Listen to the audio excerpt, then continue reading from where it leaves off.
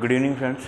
तो अपन ने last class में लेटर वेडिक पीरियड अपन देख रहे थे, उसकी एक क्लास कंप्लीट कल कर ली थी मैंने, और जो दूसरी क्लास है उसको मैं अभी कंप्लीट कर दूंगा। तो आज जो है अपना लेटर वेडिक पीरियड का मोस्टली मैक्सिमम पोर्शन अपन कवर कर लेंगे। तो अपन एक बार थोड़ा सा रिवाइज कर लेते कि कल की क्लास में अपन ने क्या देखा था दो क्लासेज में। तो अपन लेटर वेदिक पीरियड पढ़ रहे थे, है ना। मैंने जो इसके पहले मैंने इंडस वैली सिविलाइजेशन पढ़ा दी है, उसकी 3 क्लासेज हैं। फिर जो ऋग्वेदिक पीरियड है या post Indus valley civilization period था, ठीक है ना, आर्यन इन्वेजन वाला जो पीरियड था इंडिया में, उसकी मैंने 2 क्लासेज ली हैं। तो उसको जो है आप मेरी जो पुराने वीडियोज़ हैं उसमें देख लें और अपने नोट्स उस हिसाब से बनाते चलें। ये दूसरा वीडियो है तो इसको अपन देखते हैं। तो सबसे पहले कल अपन ने देखा था लेटर वेडिक पीरियड के बारे में।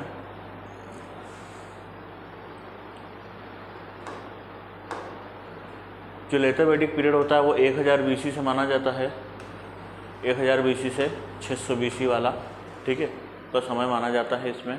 और फिर अपन ने जो है शुरुआत में कल जोग्राफिकली जो अर्ली वैदिक सिविलाइजेशन जहाँ पर इस्टेब्लिश हुई थी, जहाँ पर वो लोग रुके थे, जहाँ पर उन्होंने अपने कबीले बनाए, अपने घर बनाए, उसमें, और जो बाद वाली लेटर वैदिक पीरियड वाली सिविलाइजेशन आई थी, ठीक है ना, ऋग्वेद और बाद वाले वेदों में अपन ने कहाँ कहाँ पर उन्होंने अपना ठिकाना बनाया, तो उसके बारे में अपन ने जोग्राफिकली वो सिविलाइजेशन या वो लोग कहाँ कहाँ पर रुके थे अर्ली वैदिक पीरियड में और लेटर वैदिक पीरियड में। तो ये अपन ने कल देख लिया था। एक बार आप इसको गो थ्रू कर लें, ठीक है, तो रिवीजन भी हो जाएगा और फटाफट जो है चीज़ें दिमाग में बैठ जाएगी। फिर उसके बाद अपन ने देखा था कि सोशल सिस्टम वहाँ पे क्या क्या था।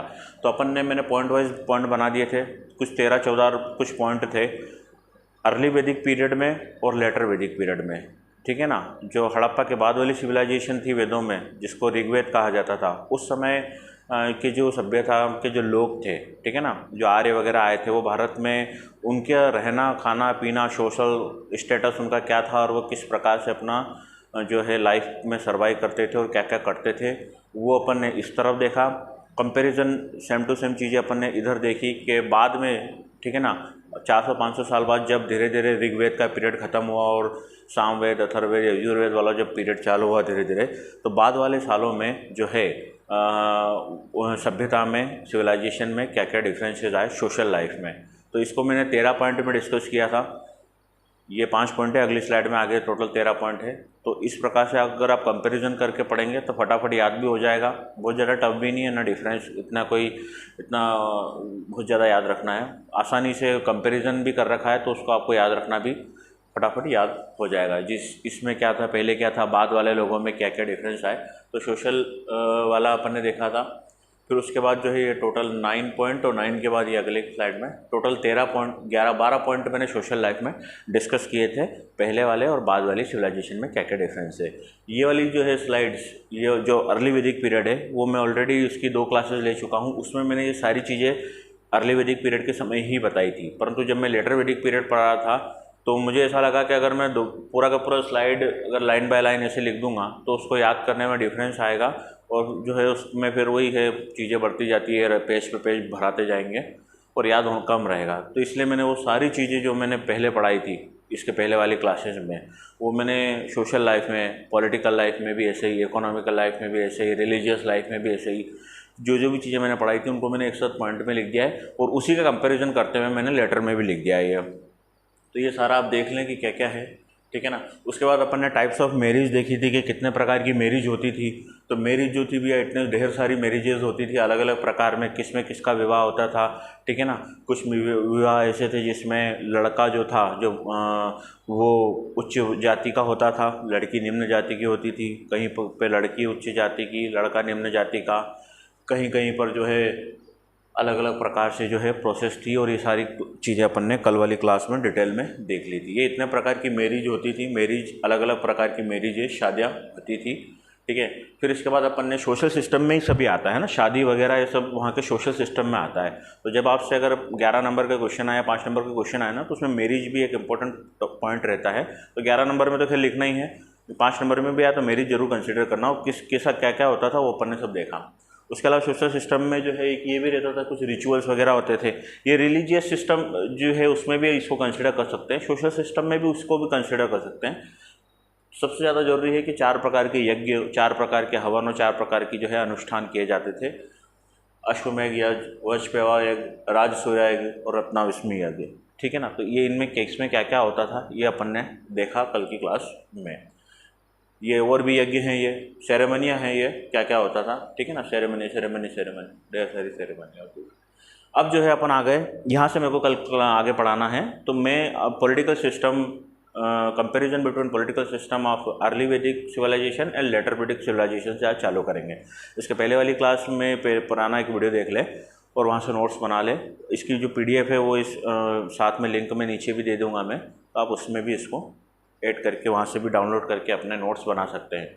पढ़ने का तरीका वही है जो मैंने आपको हर क्लास में बताता हूँ।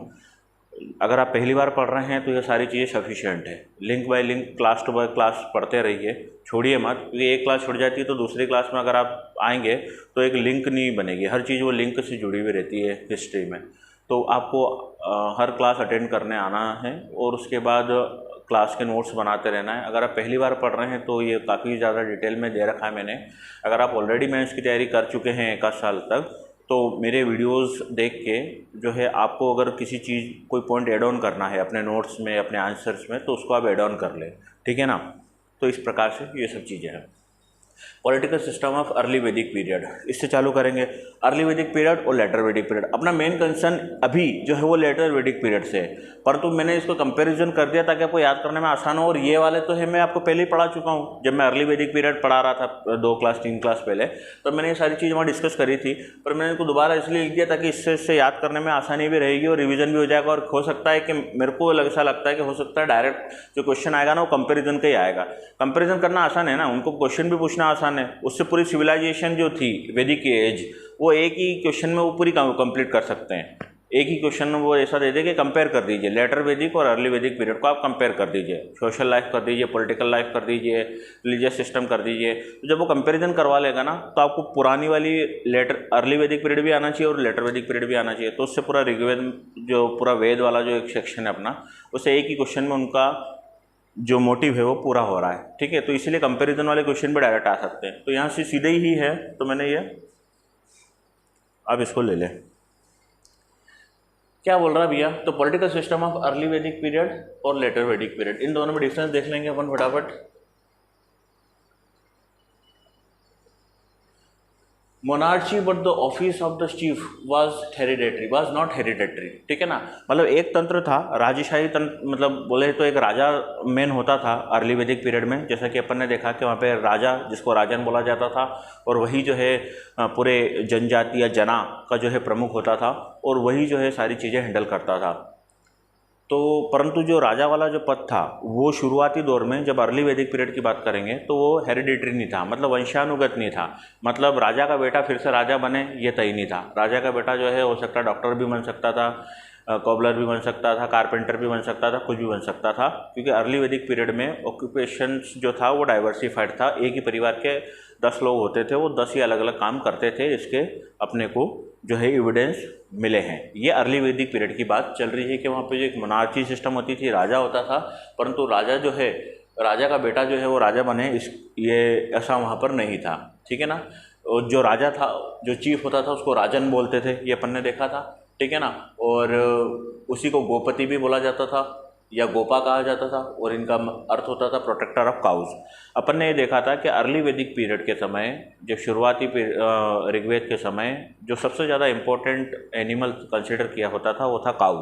वो सारे जितनी भी युद्ध वगैरह वार जितने भी हुए हैं वो सारे काऊ, गाय को लेकर हुए हैं, और गाय से ही जो है उस समय की वेल्थ नापी जाती थी। जिस व्यक्ति के पास जितने ज़्यादा मवेशी होते थे वो उतना ज़्यादा अमीर होता था, ऐसा माना जाता था। अर्ली वैदिक पीरियड में ये सब चल रहा है। तो राजा का मेन काम क्या होता था कि वो अपनी जनता को भी संभाले, जनता की रक्षा करे, प्लस अपने जो गाय हैं, जो मवेशी हैं, जो केटल्स हैं, ठीक है ना, उन लोगों की भी रक्षा करना सबसे ज़्यादा इम्पोर्टेंट काम था। क्योंकि वहाँ पे लड़ाइयाँ इसी कारण होती थी कि एक कुनबा दूसरे कुनबे पे हमला करके वहाँ की गाय उठा के लेता था। ठीक है ना।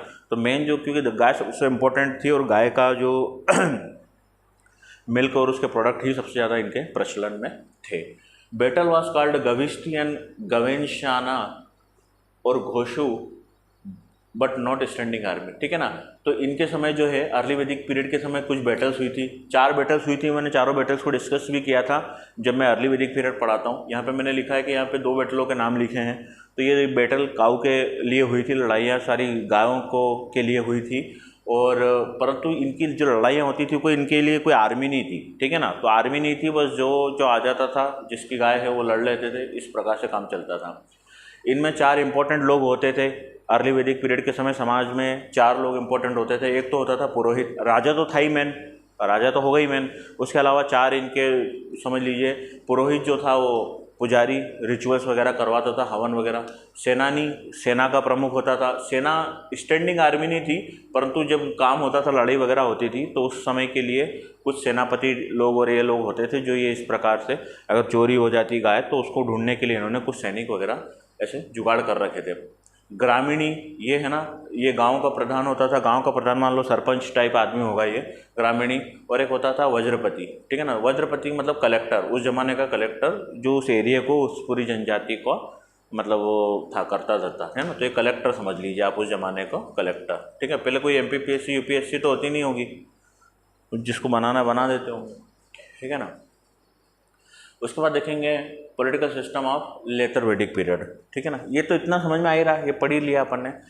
बाद में क्या हुआ था कि जो किंगशिप है वो हेरिडेटरी हो गई थी, मतलब राजा जो है उसका बेटा फिर राजा बनेगा, उसका बेटा फिर राजा बनेगा, चाहे वो योग्य हो या ना हो, बस राजा कुल में पैदा हुआ तो वो राजा बनेगा। ब्राह्मण का बेटा ब्राह्मण बनेगा, ठीक है। जो जिस परिवार में पैदा हुआ है वो उसी परिवार का काम करेगा, ठीक है ना।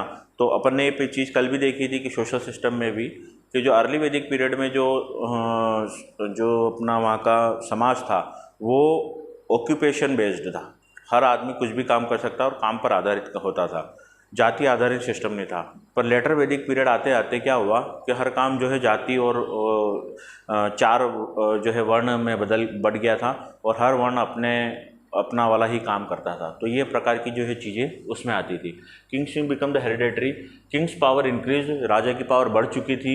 And they perform various sacrifices to enhance his position, और वो बहुत सारी जो है ये करते रहते थे यज्ञ वगैरह। कल अपन ने डिस्कस किए थे राजसूर्य यज्ञ, वाजपेय यज्ञ, अश्वमेघ यज्ञ, ठीक है ना। तो ये सारी चीज़ें वो करते थे। परंतु इस समय भी जो है कोई उनके पास स्टैंडिंग कमेटी, स्टैंडिंग आर्मी नहीं थी, है ना। कोई पक्की आर्मी नहीं थी। कुछ लोग रख रखे थे उन्होंने इस काम के लिए, छोटे मोटे काम के लिए, राजा की रक्षा के लिए 4-5 सिपाही आसपास घूमते होंगे, इतना काम करने के लिए रखे थे। पर उनके पास सेना वाला कंसेप्ट नहीं था। कुछ लोग थे जो उनके लिए लड़ने मरने को तैयार थे, ठीक है ना। तो ये वाला कंसेप्ट है। जना चेंज टू जनपद, यहाँ पर जो जनजाति होती थी अर्ली वैदिक पीरियड में उसको बोलते थे जना। ये मैंने बताया था ना आपको पता भी होगा ये सब चीज़ें। कुल होते थे, कुल से बनता था विष, बहुत सारे कुल मिलकर विष बनाते थे, और बहुत सारे विष मिलकर एक जना या जनजाति बनाते थे। तो ये जना जो था, ये जनजाति शब्द को ही जनाज बोला जाता था।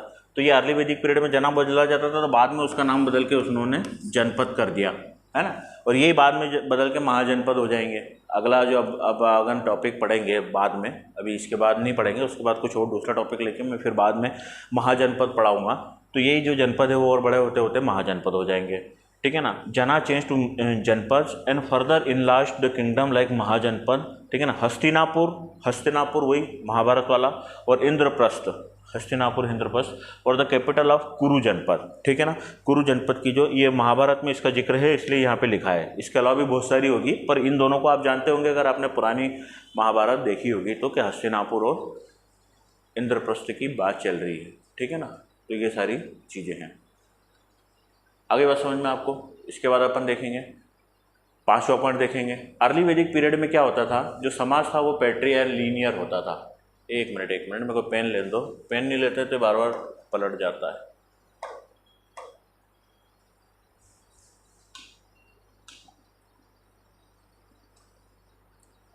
It has a patriarchal system, ठीक है ना। वही जो मैंने आपको बताया था, कुल होते थे, कुल से जो है विष बनते थे, विष से जो है वो जन बनते थे, ठीक है ना। और ये जो जनजाति या जन होता था वही सबसे बड़ी यूनिट होती थी समाज की, ठीक है ना।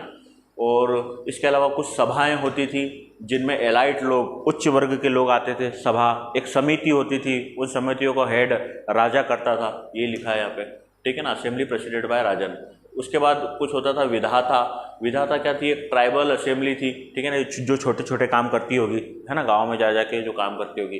फिर गना क्या होते थे? ये ट्रूप्स होते थे, ठीक है, घूमने वाले लोग होते थे जो राजा के कहने पे इधर उधर ग्रुप में घूमते थे। तो ये सारी चीज़ें वहाँ की पॉलिटिकल सिस्टम थी, वहाँ का सभ्यता की बात कर रहे थे, ठीक है ना। अब इसके बाद देखेंगे बैटल ऑफ 10 किंग्स, ठीक है ना, was fought on the bank of Ravi rivers for the protection of wealth cows and cattles and was born राजन्स, ठीक है ना। तो ये अपन ने देखा था कि वहाँ पे जो है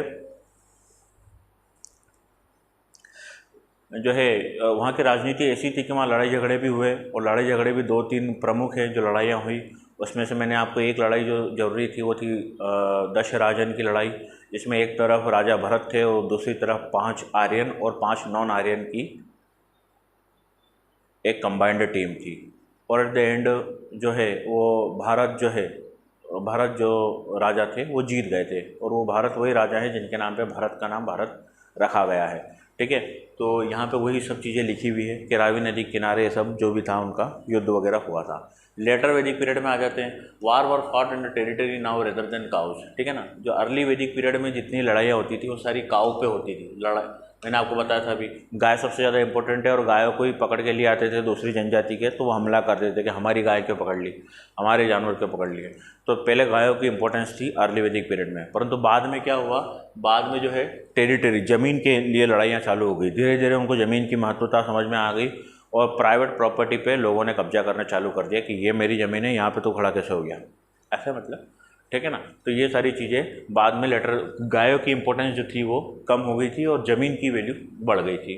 सभाएं समिति डिमिस्ड इट्स इम्पोर्टेंस। जो सभा और समिति यहाँ पे अपन ने बात करी थी, उन्होंने अपनी जो है इम्पोर्टेंस अब खो दी थी, अब कोई नहीं पूछता था उनको, है ना। और विधाता डिसअपीयर्ड। और जो ये विधाता लोग थे, जो गाँव में जो छोटे मोटे काम करने के लिए समितियाँ बनाई जाती थी, ये तो गायब ही हो गए, इनकी ज़रूरत ही खत्म हो गई, ठीक है ना। इसके बाद है ए सपोर्ट स्टाफ कॉल्ड रत्नीन, they were 12 jewels of the kings word for the राजन, ठीक है ना। एक राजा का दरबार था, उसमें 12 रत्न होते थे, और उस रत्नों के दरबार को रत्नीन कहा जाता था, और ये राजा को अलग अलग विषय पर सलाह दिया करते थे। तो ये कंसेप्ट इसमें कहा गया है, ठीक है। पॉलिटिकल सिस्टम की बात कर रहे हैं अपन। तो ये अपन ने देखा कि यहाँ पे जो है पॉलिटिकल सिस्टम में अपन ने टोटल 6-7 पॉइंट देखे, इनको आप एक बार देख लें। तो वहाँ का अर्ली वैदिक पीरियड के समय क्या सिस्टम था और बाद में क्या सिस्टम आया, इसको अपन ने डिस्कस किया, ठीक है। उसके बाद देखेंगे इकोनॉमिकल सिस्टम ऑफ अर्ली वैदिक period and later Vedic period, ठीक है। इकोनॉमिक सिस्टम कैसा था, है ना, पैसा व्यापार वगैरह कैसा था पहले और बाद में, तो ये चीज़ें देखेंगे। ऋग्वैदिक society was pastoral and agriculture. Pen लेने दो मेरे को, इसमें पेन बार बार लेना पड़ता है, स्लाइड चेंज करो, पेन लो।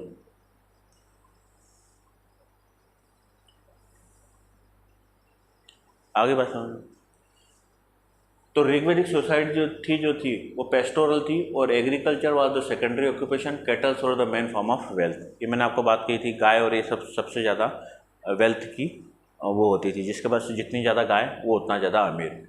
जो ऋग्वैदिक सोसाइटी होती पेस्टोरल थी, एग्रीकल्चर फिक्स नहीं था उनका, जो मेन फोकस था वो एनिमल पे था, एनिमल हस्बेंड्री पे, जानवरों पे, और एग्रीकल्चर पे फोकस नहीं था, इसलिए वो जो है कोई फिक्स प्रकार की खेती कहीं कर नहीं पाए, और कहीं पर एक जगह बहुत साल तक रुक नहीं पाए, क्योंकि खेती का इतना ज़्यादा इंपॉर्टेंस था नहीं, ठीक है ना।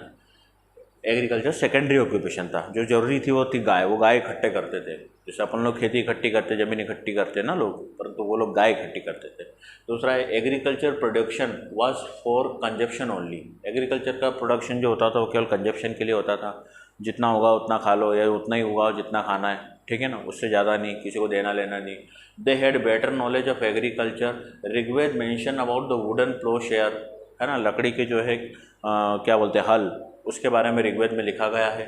यावा was the common name of any grain, ठीक है। जो ग्रेन होते थे, जो धान होता था उसको यवा कहा जाता था। बाली जो थी वो गिफ्ट होता था, जो राजा जो होता था वो उसको गिफ्ट के तौर पे जो है जो चढ़ाया जाता था उसको बाली कहते थे, है ना। बाली या बली उसको बाली बोलते होंगे, पर अपन बली के नाम से आज भी जानते हैं कि बली दी जाती थी ना, कुछ चढ़ाया जाता है। Neither tax was impose nor treasury was maintain. ना तो कोई टैक्स लगाया जाता था और ना ही कोई खजाना वगैरह या ट्रेजरी को मेंटेन किया जाता था, कोई दस्तावेज वगैरह कुछ नहीं है। Currency and the coins are not reported. A gold piece निस्का फाइंड मेंशन, ये मैंने आपको उस समय बताया था, कोई करेंसी वगैरह नहीं थी, परंतु जो बड़े सौदे होते थे वो सोने में किए जाते थे, और सोने के सिक्कों का नाम उस समय निस्का होता था, इतना याद रखें। बार्टर सिस्टम था वहाँ पे, cows were the most favourite medium of exchange, है ना, बार्टर सिस्टम था, और गायों का भी एक्सचेंज किया जाता था, सामान के बदले गाय ले ली, ठीक है, या गाय के बदले सामान दे दिया, इस प्रकार से ये काम चलता था। गाय सबसे ज़्यादा इंपॉर्टेंट थी, गायों में ही पूरी डील होती थी। बाद वाले लेटर वैदिक पीरियड में देखेंगे। अच्छा, इस समय क्या था कि ये आयरन वगैरह डिस्कवर नहीं हुए थे, ठीक है ना, आयरन अर्ली वैदिक पीरियड में आयरन डिस्कवर नहीं हुआ था, ठीक है, और इसी के कारण जो जोग्राफिकल लोकेशन अपन ने पढ़ी थी अर्ली वैदिक पीरियड वालों की, वो जो सप्त सैंधव एरिया जो है, ठीक है ना, 7 नदियों का जो ग्रुप है, उसी के आसपास जो है अर्ली वैदिक पीरियड की सिविलाइजेशन पनपी। क्योंकि इसके आगे जंगल थे, वो जंगल काटने के लिए उनको खेती और ये लोहे के काटने के जो औजार होते हैं वो चाहिए थे, पेड़ काटने के, क्योंकि घने जंगल होते थे, ठीक है, पहले जैसे रोड़े वोड़े इतना तो कुछ था नहीं, सब तरफ जंगल ही जंगल था, 24 मतलब पूरे एरिया में जंगल था, तो वो इतना ज़्यादा आगे इसलिए नहीं बढ़ पाया क्योंकि उनको डर लगता होगा जंगल में जाएंगे और भूत पकड़ लेगा, ठीक है, इस प्रकार से होता होगा कुछ, तो वो इतनी ज़्यादा इसलिए नहीं बढ़ पाए क्योंकि उनके पास लोहा नहीं था, और लोहा नहीं था तो वो औजार नहीं बना पाए। परंतु लेटर वैदिक पीरियड आते आते बाद वाले जो वैदिक पीरियड का जो समय था उसमें उन्होंने जो है लोहे की खोज कर ली थी, और लोहे के औजार बनने लग गए थे, और औजार अगर लोहे के बन गए तो उन्होंने पेड़ काटना चालू किए, और पेड़ जैसे जैसे कटते गए रास्ता बनता गया, और वो उनका भी जो है, पहले ये लोग सप्त सिंधु पंजाब वाला जो एरिया है सिंधु नदी वाला उसके आसपास रहते थे, और तो लेटर वैदिक पीरियड आते आते वो लोग जो है बंगाल तक पहुँच गए, पेड़ काट काट के पूरा रोड बना दिया उन्होंने, ठीक है ना, और वो वहाँ तक चले गए नदी के किनारे किनारे। तो यहाँ पे लिखा है iron was discovered in use of fire was cleaning the forest and cultivation increase. Iron पता चल गया था, डिस्कवर हो चुका था, और आग का प्रयोग किया जाता था, ठीक है, जंगलों को जलाने और कल्टीवेशन वगैरह को बढ़ाने के लिए। दे न्यू द टीन, उनको क्या क्या पता था, टीन पता था, लीड पता था, सिल्वर पता था, गोल्ड ब्रोंज और कॉपर पता था, ठीक है ना। इसमें आयरन लिख देना, आयरन भी, ये आयरन यहाँ लिखा है ना, ये क्लियर है, बात हो गई। इसके बाद देखेंगे agriculture of multiple crops put the limitation on the nomadic nature, ठीक है ना। नोमैडिक नेचर मतलब होता है घूमने वाला जो नेचर होता है ना, आदमी घूमता रहता है, नोमैडिक कल्चर, घुमक्कड़ जिसको बोलते हैं, ठीक है ना। तो वो नेचर को अगर एग्रीकल्चर, क्योंकि जो बहुत सारी एग्रीकल्चर का प्रोडक्शन इन्होंने सीख लिया था, बहुत सारे अलग अलग प्रकार की जो है खेती करना इन्होंने सीख ली थी। एक मिनट,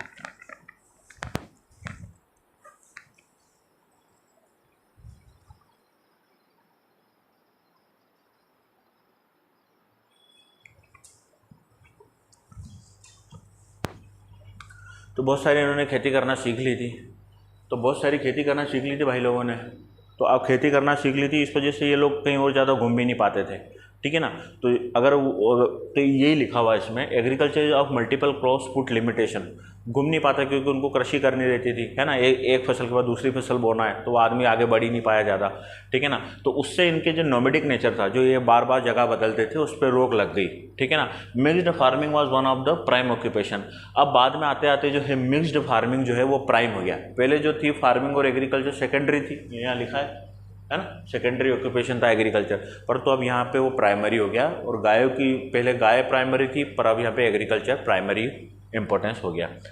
क्या क्या चीज़ें उगती थी, तो व्हीट, गेहूँ, बार्ले, राइस, बीन्स, फलियाँ, मूंग, उड़द, ठीक है ना, सीसमम आर वर कल्टिवेटेड, ये सारी चीज़ें जो उगाई जाती थी।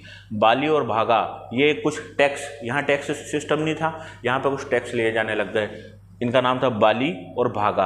1/6 और 1/12 ये जो प्रोडक्शन होता था उसका 1/6 और 1/12 होता था। माइनर टैक्स लिए जाते थे, ठीक है ना, किंग्स की ट्रेजरी के लिए। द ट्रेजर्स वर कॉल्ड समग्रहित्री, ठीक है ना, एंड भगदुखा collected and the taxes and वेश्या वर ओनली टैक्स पेयर्स, है ना। तो ये जो थे, जो टैक्स लेते थे, टैक्स इकट्ठा करने इनकम टैक्स वाले जाते हैं ना अपने यहाँ, तो टैक्स लेने जो जाता था घर घर, उनको बोलते थे भगदुखा, ठीक है ना, भगदुखा बोला जाता था।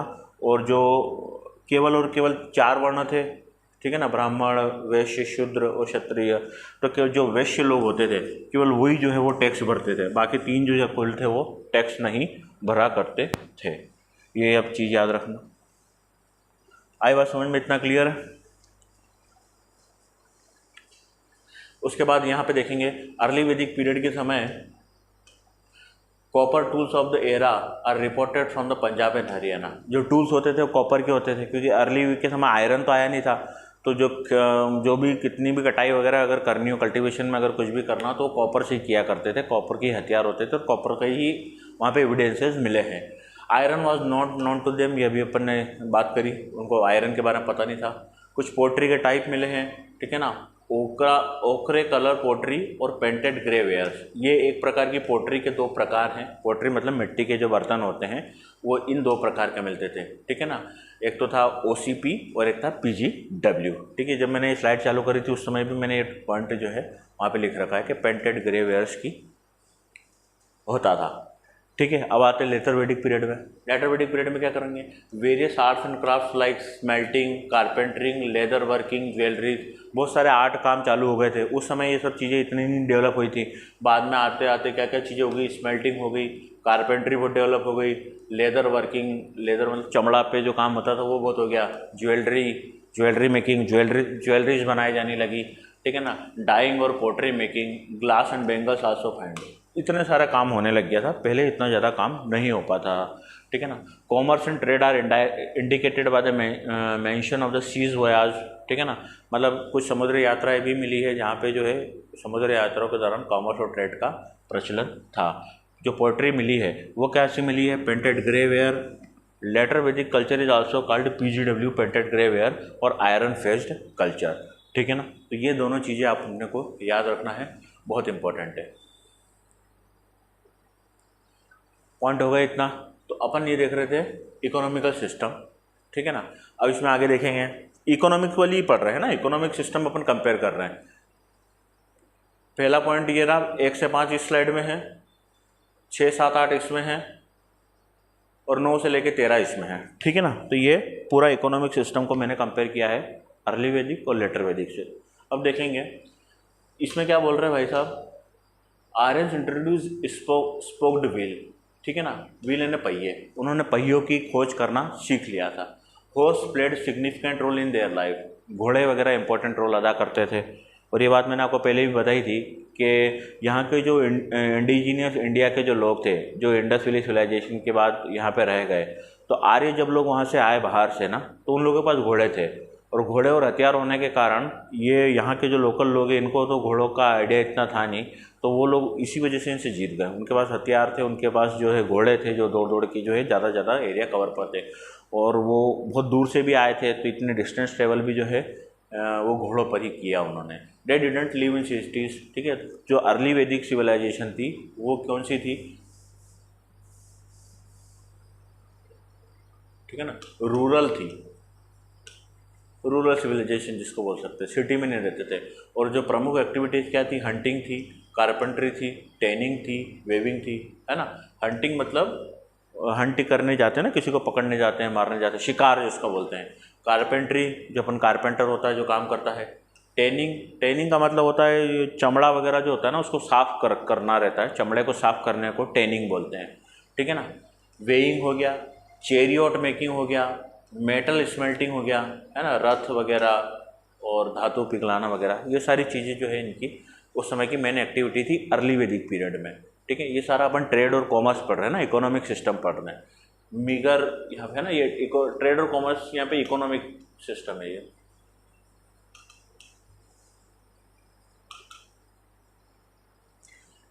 Meagre evidences of trade and commerce, no concept of private property, ठीक है ना। प्राइवेट प्रॉपर्टी का कंसेप्ट ही नहीं था, इनको ज़मीन चाहिए नहीं थी, सारी ज़मीन ही खाली पड़ी है, कोई ज़मीन की इच्छा ही नहीं है, ठीक है ना। ऐसा नहीं है कि भाई इनको 20-50 का प्लॉट चाहिए था उसके लिए लड़ मरे, नहीं है। पर बाद में ऐसा हुआ, बाद में ये लोग ज़मीन के ऊपर ही लड़ मरे, ठीक है ना। देखेंगे the land was still commonly owned by, है ना, तो जो लैंड है वो ओन्ड की जाने लगी, but the private property began to be recognize. जब प्राइवेट प्रॉपर्टी वो इंपॉर्टेंट होगी कि भैया ये जो है छगनलाल का घर है और उसके पास वाला जो है मगनलाल का घर है, तो अब वहाँ छगनलाल वाला मगनलाल की जगह नहीं रह सकता था, पर जो अर्ली वैदिक पीरियड है वहाँ पे ये हो सकता था, ठीक है, क्योंकि उनको ज़मीन से मतलब ही नहीं था, जहाँ रहेगा वहाँ रहेगा। And the head of the house hold, जो हाउस घर का जो प्रमुख होता था उसको गृहपति बोलते थे, ठीक है, जिसके हाथ में ज़मीन होती थी, है ना, पिताजी टाइप लोग होंगे। The barter system was still prevalent, barter system बहुत अच्छा था, but nishka was use as a unit of value, ठीक है ना। तो निष्का अपन ने पढ़ा था, जो सोने के सिक्कों का जो बड़े बड़े सौदे होते थे उसमें सोना प्रयोग किया जाता था लेन देन के लिए। तो सोने के जो सिक्के होते थे उस समय सोना गोल्ड वोल्ड जानते नहीं थे, उसको बोला जाता था निष्का, ठीक है ना।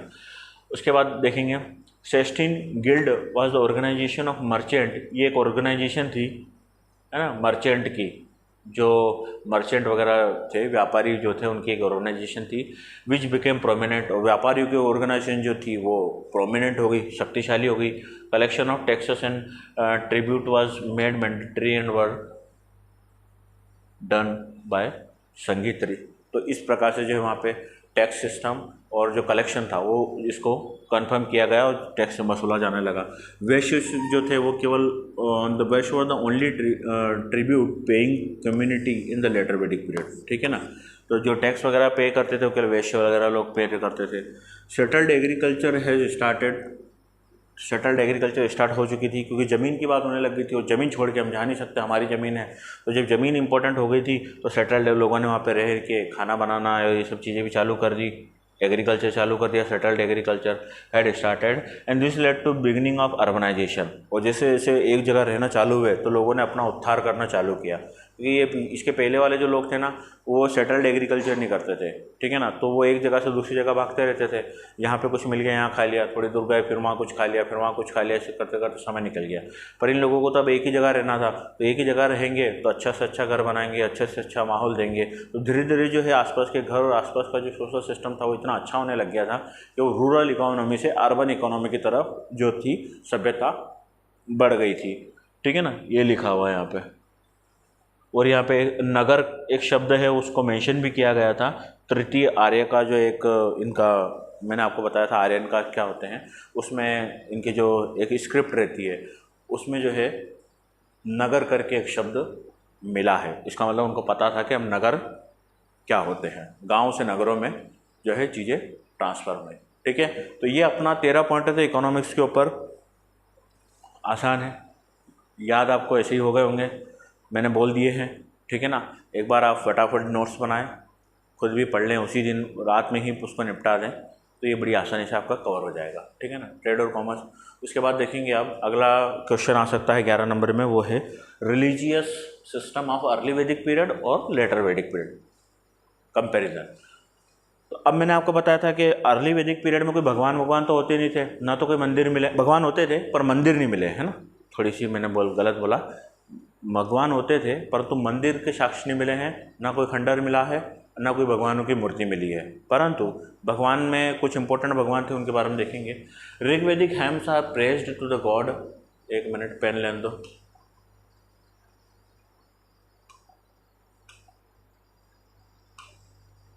ऋग्वेदिक hymns are praised to the god and goddess, yet idols worship was not practice. वही जो मैंने आपको बोला, मतलब भजन वगैरह होते थे, आराधनाएं होती थी भगवान के लिए कि भगवान है, और उसकी आराधना वगैरह भी होती थी अलग अलग काम के लिए।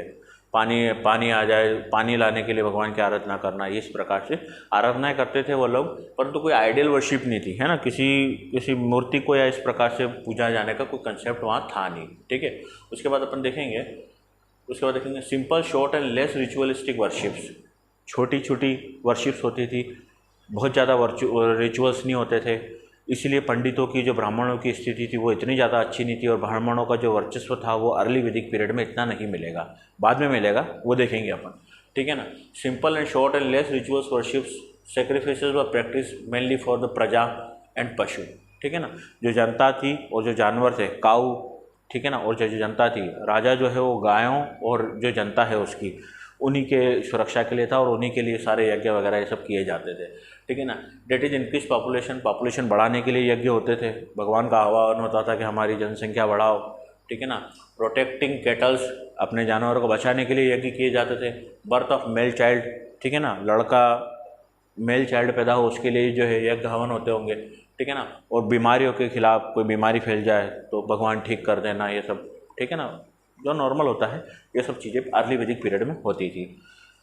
The house hold perform the rituals themselves, घरों के अंदर रिचुअल्स परफॉर्म कर लेते थे। And any expert priest was not required, और कोई एक्सपर्ट पृष्ठ की जरूरत नहीं होती थी, परंतु बाद में पृष्ठ बहुत इंपॉर्टेंट हो गए थे।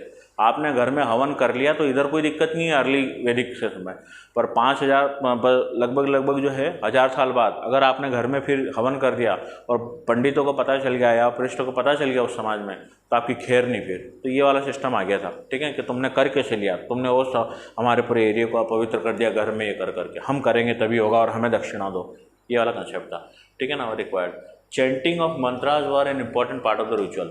चैंट करना मतलब मोतियों की माला अपन गिनते हैं ना भगवान को याद करते हुए, वो इंपॉर्टेंट थी। Magic and omen were not prevalent, ठीक है ना, ये जादू टोना जो था वो ये सब प्रिविलेंट नहीं था, इतना ज़्यादा इंपॉर्टेंट नहीं था। Religious system letter Vedic period में आएंगे अब अपन, क्या बोलता है ये, Prajapati and Adi Purusha become the supreme god in later Vedic period, ठीक है। लेटर वैदिक पीरियड तक आते आते जो इस समय जो है वो इंद्र जो था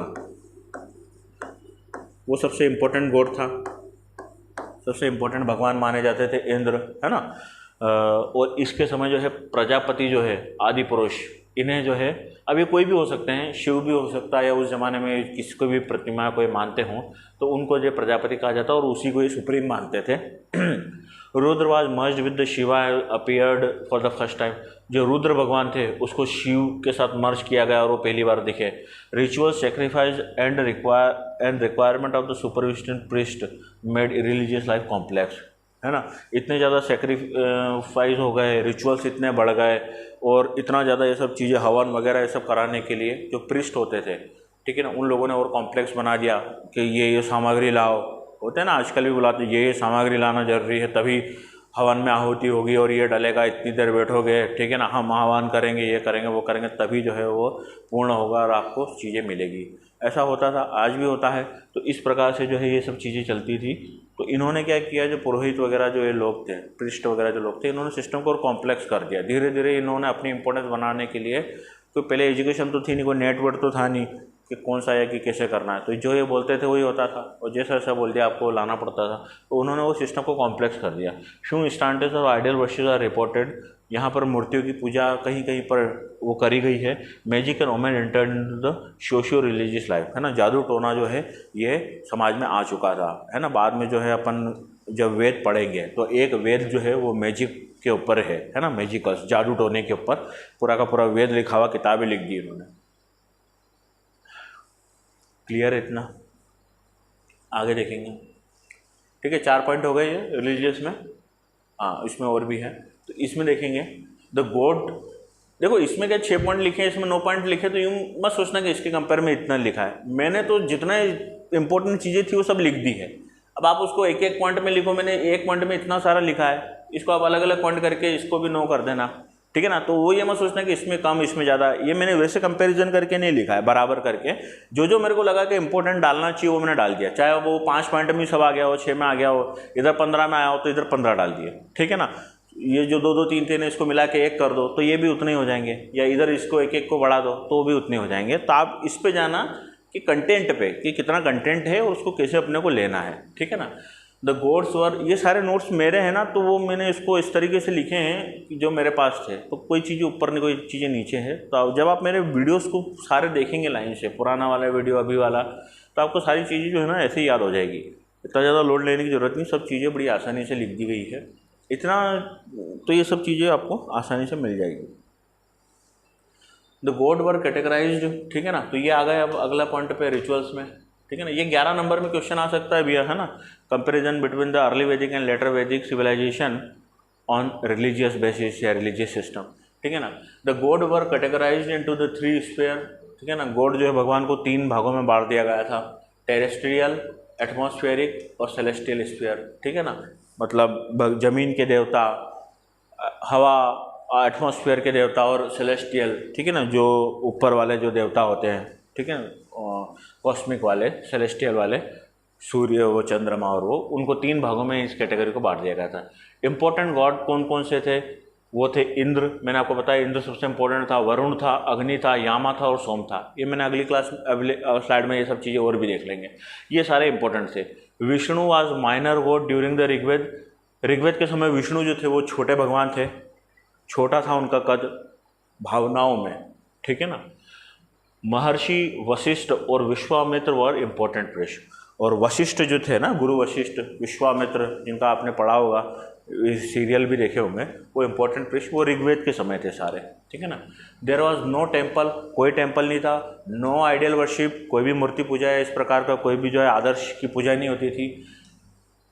दे worship the forces of nature, वो नेचर जो प्रकृति है उसके जितने भी फोर्सेस हैं, उसकी जितनी भी अलग अलग चीज़ें हैं, पानी हो गया, हवा हो गया, अग्नि हो गया, ठीक है ना, ये अलग अलग जो फोर्सेस है उसको ही वो भगवान कंसिडर करते थे, है ना। इंद्र, वरुण, हवा, अग्नि, यामा, सोम, इन्हीं सब चीज़ों को। They worship the force of nature such as wind, rain and water.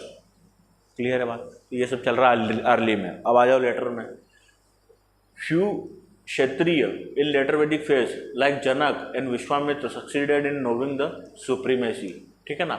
तो अब यहाँ पे देखेंगे कि कुछ ऐसे ब्राह्मण बाद में भी बहुत फेमस हुए, जिनमें एक जनक था और एक विश्वामित्र थे, ठीक है ना। तो एक जनक और विश्वामित्र जो है ये बाद में भी बहुत फेमस हुए, ठीक है ना।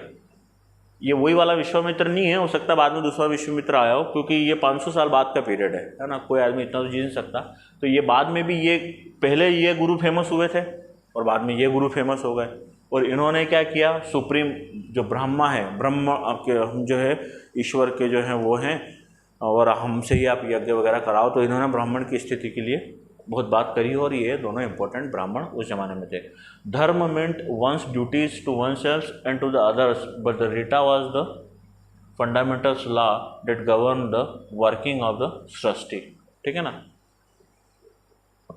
जो धर्म था वो बताता था कि आपकी ड्यूटीज़ क्या क्या हैं, खुद के लिए, दूसरों के लिए क्या क्या आपकी ड्यूटीज़ हैं, आपके खुद के लिए आप क्या क्या कर सकते हैं और क्या क्या करना चाहिए, परिवार के लिए आपको क्या क्या करना चाहिए, समाज के लिए आपको क्या क्या करना चाहिए।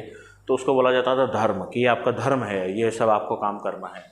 और रीता करके जो थी एक फंडामेंटल लॉ था, ठीक है ना, जो जिस बेसिस पे जो है यूनिवर्स काम करता था। सारे कंसेप्ट है उस ज़माने के। आइडोलेटरी बिकम प्रोमिनेंट, ठीक है ना। तो आइडल बनाने की, मूर्ति या किसी आदर्श को पूजने की जो प्रथा थी वो प्रोमिनेंट हो गई थी, है ना। यहाँ पर नहीं थी, यहाँ पर हो गई थी। Sacrifice become more elaborate and important, जो बलि वगैरह दी जाती थी, ठीक है ना, यहाँ पे कम थे। घर में ही सब काम कर रहे थे तो कभी दी नहीं दी किसी को पता भी नहीं चलता था, पर यहाँ पर सब खुलेआम दी जाने लग गई थी। तो ये सब चीज़ें बहुत ज़्यादा इंपॉर्टेंट हो गई थी बाद में। बली 6 पॉइंट हो गए रिलीजियस में, यहाँ पे 9 पॉइंट हो गए। अब देखेंगे, ये देख लेना, पॉइंट की संख्या मत गिनो आप, सारा कंटेंट जो है वो इधर उधर समान है, जो चीज़ इधर लिखी है वही चीज़ इधर लिखी है। अब अपने हिसाब से जमाना है, बाकी कंटेंट पूरा वही है। ये इंपॉर्टेंट वर्ड है, मैंने सारे इंपॉर्टेंट गार्ड की एक स्लाइड मैंने अर्ली वैदिक पीरियड में भी ली थी, तो ये एक बार आप और देख लें। इंद्र जो थे सबसे इंपॉर्टेंट गॉड होते थे। 1 मिनट पेन लें।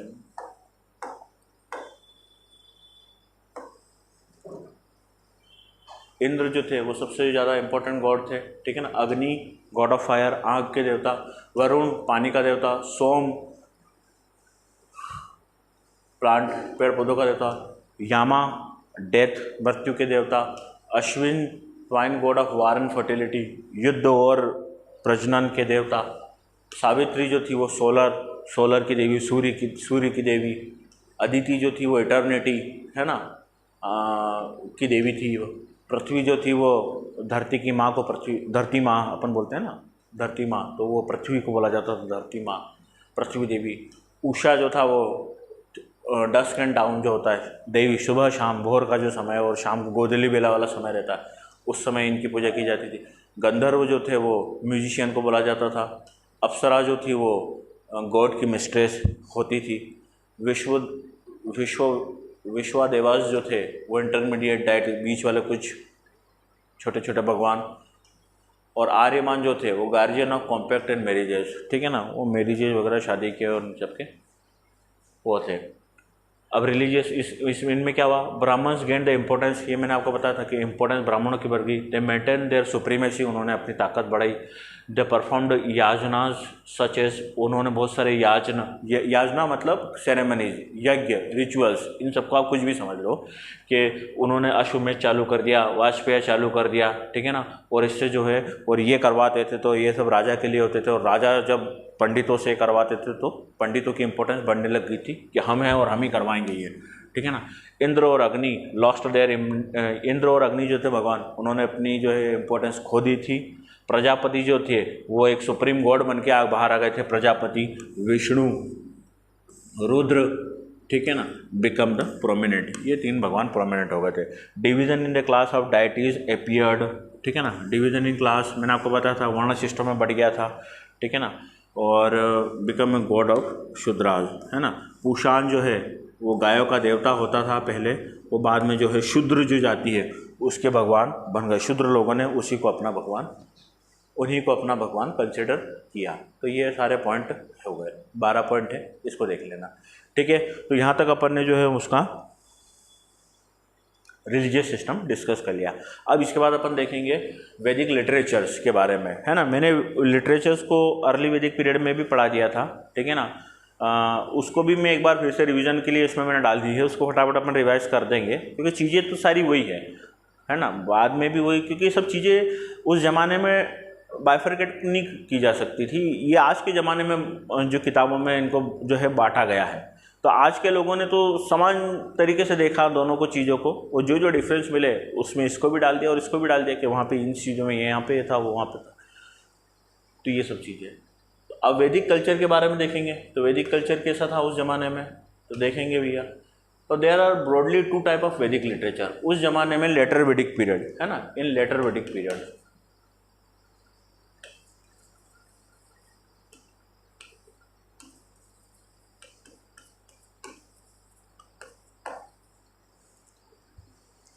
दो प्रकार के लिटरेचर होते थे। पहला लिटरेचर था श्रुति लिटरेचर। श्रुति मतलब, श्रुति का मतलब होता है सुनना, ठीक है ना। एक ऐसा लिटरेचर या ऐसा कुछ मैटर, ऐसा कुछ लिखा हुआ जो जिसको सुना जाता था। जैसे आप अगर मंदिर जाते हैं पंडित जी, या अगर आप इधर जैनियों में ये जो मंदिर होते हैं वहाँ पे महाराज जो इनके होते हैं, तो वो प्रवचन वगैरह देते हैं ना। महाराज, बहुत सारे महाराज होते हैं, वो प्रवचन देते हैं। तो जो लोग सुनते हैं ना, जो वो ज्ञान देते हैं उसको बोला जाता था श्रुति, ठीक है ना। वो ज्ञान जो सुना जाता था बस।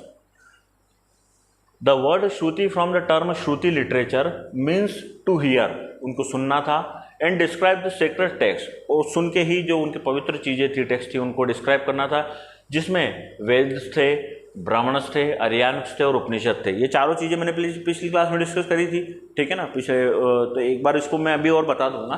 तो मतलब क्या होता था, श्रुति का मतलब ये होता था कि जो इनके गुरु थे, जो ब्राह्मण लोग थे, वो जो जो बोलते थे, और वो क्या क्या बोलते होंगे, वो अच्छी अच्छी चीज़ें बोलते थे वेदों की, वो अच्छी अच्छी चीज़ें बोलते थे वेदों की, ब्राह्मण्स की। ये ब्राह्मण जाति वाला नहीं है ना, ये मैंने पिछली क्लास में बताया था, ये भी एक लिटरेचर है। 4 प्रकार, जो ऋग्वेद था उसको 4 भाग, हर वेद को 4 भागों में बांटा गया है, ठीक है ना। तो ये जो है ये जो हो गया अपना ब्राह्मण हो गया, आर्यन को हो गया, उपनिषद हो गया, ये उसके भाग हैं, लिखने का अलग अलग तरीका। तो जो श्रुति होती थी, जो ब्राह्मण होते थे, वो ज्ञान देते होंगे, प्रवचन देते होंगे। उस प्रवचन में क्या होता है, अच्छी अच्छी चीज़ें होती है। कहाँ की, जो वेदों में लिखी हो, जो ब्राह्मणों शास्त्र में लिखी हो, जो आर्यन के शास्त्र में लिखी हो, जो उपनिषदों में लिखी हो, वो चीज़ें वो बोल बोल के समाज में फैलाते थे, अच्छी अच्छी चीज़ें। Shruti literature is canonical, consisting of revelation and unquestionable truth, ठीक है ना। And it is consider eternal, ठीक है ना। ये बिल्कुल अनक्वेश्चनेबल था, जो जो भी चीज़ें बोली जाती थी उसको आपको मानना है, और ये जो है इटर्नल होती थी, अनश्वर होती थी, और ये सब चीज़ें परमानेंट थी। ऐसा माना जाता था कि जो गुरु ने बोल दिया वैसा ही होता है, ठीक है। दूसरा टेक्स्ट था स्मृति, नाम से समझ में आ रहा होगा, वो है श्रुति और ये है स्मृति, ठीक है ना। Where is the word smriti literally means to be remember. स्मृति नहीं होती अपना दिमाग में स्मृति, याददाश्त को स्मृति बोलते हैं। हिंदी में एक शब्द होता है स्मृति। तो ऐसे शब्द, ऐसी चीज़ें जो आपको याद करनी है। एक वो चीज़ जो मैं बोलूँगा वो सुन लेना, जो मैं बोल रहा हूँ आपको सुन लो, और कुछ ऐसी इसमें इंपॉर्टेंट चीज़ें होगी जो आपको याद रखनी है, ठीक है ना। तो वो सब चीज़ें हैं। Where is the word smriti literals means to be remembered, जिसे याद रखना पड़ेगा। एंड विच सप्लीमेंट्री, और जो सप्लीमेंट्री है, याद रखो तो रखो, नहीं रखो तो तुम्हारा मेंस है, तुम जानो, ये वाली स्थिति, ठीक है ना। And may be change over the time, ठीक है ना। और जो चीज़ आपने सुनी, जो आपको याद रखनी थी, वो आपने याद रखी, समय के साथ आपको कोई नई आइडिया मिले तो आपने वो चीज़ उसमें मॉडिफाई कर ली।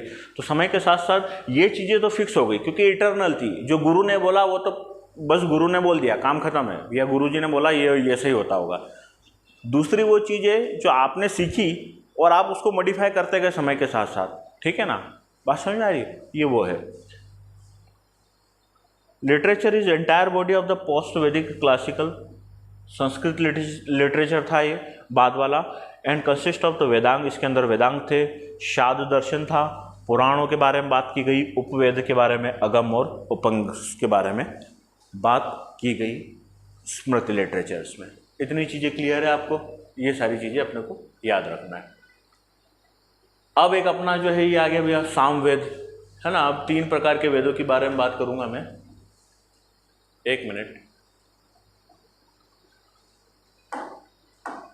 ठीक है। 3 प्रकार के सामवेद, यजुर्वेद, अथर्ववेद, ठीक है। जो 3 वेद बच गए थे। ऋग्वेद मैंने पढ़ा दिया था।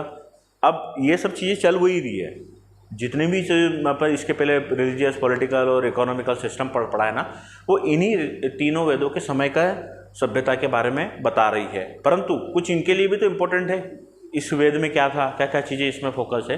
तो मैंने सामवेद, यजुर्वेद और अथर्ववेद, इन तीनों को जो है एक साथ एक एक स्लाइड में जो भी मोटा मोटा जितनी भी इम्पोर्टेंट चीज़ थी वो लिख दी है। तो कोशिश करिए जितने पॉइंट आप उठा सकते हैं उठा लीजिए, ठीक है ना।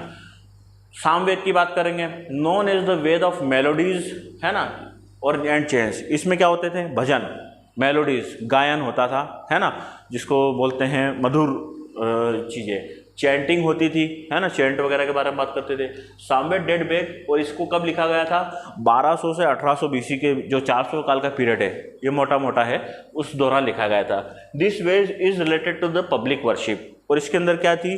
जो लोग थे, पब्लिक वर्शिप थी, वो जो लोग भगवान की पूजा करते थे उसके बारे में इस पूरे वेद में लिखा गया कि लोग भगवान की पूजा कैसे करते थे, क्या क्या चीज़ें गाते थे, क्या क्या चीज़ें चैंटिंग होती थी। इस प्रकार से इसमें जो है रिचुअल्स नहीं, इसमें पब्लिक वर्शिप्स के बारे में लिखा हुआ है। अब इसके अंदर क्या है? इसमें 1549 मतलब 1549 जो है वर्ष है, जिसमें से केवल 75 जो है जो दोहे समझ लीजिए, वो जो है नए हैं। बाकी सारे ऋग्वेद से उठा लिए इन्होंने, कॉपी मार लिए, ठीक है ना, वो कॉपी मार लिए इन्होंने। देयर आर 2 उपनिषद, सामवेद के 2 उपनिषद हैं, ठीक है ना, जिसमें एक है छंदोग्या उपनिषद और दूसरा है केना उपनिषद। ये याद रखना, 2 उपनिषद है सामवेद में। The Samaveda is considered as the root of the Indian classical music and dance. भगवान की आराधना करते थे, ठीक है ना, म्यूजिक के साथ, ठीक है ना, करते हैं ना, आज भी मंदिरों में जाते हैं तो ढोल बजा बजा के करते हैं। तो उसी के बारे में जो है सामवेद जो क्या है, root of Indian classical music के बारे में बात की गई है। It considered as the storehouse of the melodious chant, है ना, जो मेलोडियस मधुर जो भजन थे और मधुर जो चीज़ें थी, गाना था, उसका इसमें संग्रह है। गाने लिखे हैं, भगवान की पूजा में बहुत सारी चीज़ें आरती वगैरह लिखी होगी। Though it has lesser verses in the Rigveda, however text are larger, ठीक है ना, ऋग्वेद से कम है। There are 3 recensions of the text of Samaveda. Recensions का मतलब होता है जो जैसे कोई पुरानी किताब है आपके पास, अगले साल वो जो है ना मॉडिफाइड होके आ जाती है, नया होके आ जाती है ना, जिसको बोलते हैं पुनः परिवर्तन, क्या बोलेंगे उसको, ठीक है ना। तो जो मॉडिफाइड वर्जन आता है, नया वर्जन जो आता है, ठीक है ना, उसको बोलते हैं जो समय के साथ बदलता है। 3 रिसेशन हुए, ठीक है। तो जो सामवेद है उसके 3 मॉडिफाइड वर्जन भविष्य में आए। क्या क्या नाम थे उनके? एक था काथुमा, एक था रामायणिना और एक था जयमानिया। ये 3 प्रकार के मॉडिफाइड वर्जन है जो सामवेद के बाद मॉडिफाई करके फिर ये आया, थोड़ा सा और मॉडिफाई किया सामवेद को तो ये आया, थोड़ा और मॉडिफाई कर दिया तो ये, किताबों के नाम बदल गए, ठीक है ना, अलग अलग साल। Samaveda Samhita is not meant to be read as a text, it's like musical short sheet of the must be heard, है ना। तो सामवेद संहिता जो है ना, वो उसको आप मतलब वो ऐसा टेक्स्ट नहीं है, उसको टेक्स्ट के रूप में नहीं लिखा हुआ कि भैया उसको पढ़ लिया है, वो एज ए गीत लिखा हुआ है, ठीक है ना, जिसको आप सुन सकते हैं, आपको अच्छा लगेगा, ठीक है ना। उसके बाद है सामवेद इस कैटेगराइज इनटू 2 पार्ट। सामवेद में 2 पार्ट थे। पहला पार्ट था मेलोडिया, ठीक है ना, जिसको बोला जाता था गाना, ठीक है ना, जब बजना चाहिए गाना, तो एक पार्ट जिसमें गाने होते थे और दूसरा पार्ट क्या था, ठीक है ना, जिसको दूसरे पार्ट को बोला जाता था आर्चिका, ठीक है ना, जिसके अंदर लिखे हुए रहते थे कुछ चीज़ें। तो गाना और आर्चिका दो पार्ट होते थे सामवेद के। मोटा मोटा क्लियर है सामवेद के बारे में ये डिटेल। दूसरा देखेंगे पार्ट अपन यजुर्वेद। ये 5 नंबर में आ सकता है, ठीक है, 3 नंबर में भी आ सकता है। ऋग्वेद, यजुर्वेद, सामवेद, अथर्ववेद के बारे में लिखिए, बताइए। 3 नंबर में बड़े आसान से आ सकता है, 5 नंबर में तो आ ही सकता है। तो ये सारे क्वेश्चन जो है 11 नंबर में भी आ जाए, एक साथ तीनों को कंपेयर करना है, बताना। तो ये सारी चीज़ें जो है ना इतनी ज़्यादा लिख दी गई है, तो कोशिश करें इनसे जिठाने की। Yajurveda stand to mean worship knowledge. Yajurveda dates back to, Yajurveda कब लिखा गया, 1100 BC से 1800 BC का जो समय था, लगभग उस समय ये लिखा गया था, ठीक है ना। Corresponding with the Samaveda, Samaveda जब लिखा जा रहा था उसी के समय ये लिखा जा रहा था, है ना। उस जमाने में पता नहीं था कि कहीं और पे दूसरी किताब भी लिखी जा रही है। ये तो बाद में पता चला कि ये यहाँ पे लिखी हुई मिली और ये कुछ किताबें वहाँ मिली, तो बाद में जब पढ़ा गया तो पता चला ये एक ही समय की लिखी हुई किताब है। वो कागजों की कार्बन डेटिंग जब करी होगी उसमें पेपर्स की, तो उसमें पता चला कि भैया एक ही समय का काम है। These chants were offered by the priest, ठीक है ना। It comprised rituals offering, ये इंपॉर्टेंट है, ठीक है ना। जैसे अभी अपन ने सामवेद में पढ़ा, उसमें संगीत था, म्यूजिक था, और जो भगवान के लिए आराधना करते हैं उसके लिए जो भजन, जो गीत गाए जाते थे वो थे सामवेद में। इसके अंदर क्या मेजर पोर्शन था, ये इसमें था रिचुअल्स ऑफरिंग, मंत्र और चैंट, ठीक है ना। इसमें भी थे वही ले दे के सब चीज़ें भगवान के लिए लिखी गई है, स्तुतियाँ, पर अलग अलग तरीके से लिखी गई है, ठीक है। तो इसके अंदर क्या था, मंत्र और चैंटिंग्स वगैरह थी, रिचुअल्स के बारे में बोला गया था, आराधना वगैरह नहीं, rituals. These chants were offered by the priest, और ये सारे रिचुअल्स जो थे वो एक ब्राह्मण बोलते थे, और ब्राह्मणों को अधिकार था, ठीक है ना, इसीलिए धीरे धीरे ब्राह्मण बढ़ गए। Along the side of person who used to perform the rituals in most cases yajnas fire. The key features of the Yajurveda was given below. ये सारे की फीचर हैं। 2 टाइप के यजुर्वेद में 2 टाइप की बात की गई है, एक तो कृष्ण वेद और एक है शुक्ल वेद, ठीक है ना। एक ब्लैक समय, डार्क समय, और एक वाइट की बात की गई। शुक्ल यजुर्वेद जो है वो बिल्कुल अरेंज्ड है। शुक्ल यजुर्वेद में जो चीज़ें लिखी हुई है, जो चैंट लिखे हुए हैं, वो सारे अरेंज्ड है और बिल्कुल क्लियरली मेंशन्ड है।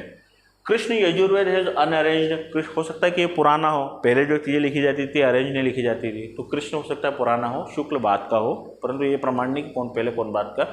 जो कृष्ण है उसमें अनअरेंज था, अनक्लियर था, ठीक है ना। और जो थी उसमें भी वर्ष लिखी थी, इसमें भी वर्ष लिखी थी, बस याद रखना शुक्ल जो था वो जमा हुआ था सीक्वेंस में। The oldest layer of the Yajurveda was 1875 वर्ष थी, ठीक है ना। इसमें 1875 दोहे वगैरह जितनी भी थी वो mostly taken from the Rigveda, और बहुत सारी जो इसने ऋग्वेद से, सामवेद में भी यही हुआ, सारी की सारी उन्होंने सामवेद से ऋग्वेद से उठा ली। इसमें भी ये हुआ कि इन्होंने ऋग्वेद से बहुत सारी जो है सब उठा लिया मटेरियल। द मिडल लेयर मतलब ले दे के ये ऋग्वेद के ही मॉडिफाइड वर्जन है। आगे वाले जितने भी वेद आए हैं तीनों ऋग्वेद से चीज़ें उठाई, फिर उसको मॉडिफाई किया, तो उसको चलता रहा फिर वो। The middle layer of the Vedas has Shatapatha Brahmana which is commentary of Shukla Yajurveda Vajasaneyi Samhita is the Samhita of the Shukla Yajurveda. तो ये देखना भी है क्या लिखा है।